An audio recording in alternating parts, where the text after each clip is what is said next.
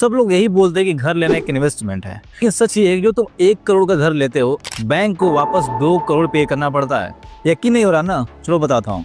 ये तो चलो मान लेता हूँ तुमने 1 करोड़ का फ्लैट खरीदा। अब इसके लिए तुमने 20 लाख का डाउन पेमेंट दिया, बाकी का जो 80 लाख है तुमने बैंक से 8% के इंटरेस्ट रेट पे 20 साल के लिए लोन लिया। यानी कि महीने का जो तुम्हारा EMI बनेगा वो 67,000 रुपीज बनेगा। यानी कि पूरे 20 साल में तुम बैंक को कितना पैसा दे रहे हो? 1.6 करोड़ रुपए। अब 1.6 करोड़ में से 80 लाख तुमने लोन लिया था, बाकी का जो 80 लाख है वो तुम सिर्फ ब्याज भर रहे हो यार। तो चलो मान लेते हो तुम घर नहीं लेना चाहते हो, रेंट पर आना चाहते हो, तो जो तुम 67,000 रुपीज का EMI दे रहे थे, इतने पैसे में तुम 35,000 का रेंट दे दो, बाकी 30,000 का तुम SIP कर दो 20 साल के लिए, और जो तुम 20 लाख का डाउन पेमेंट दे रहे थे उसको FD में डाल दो।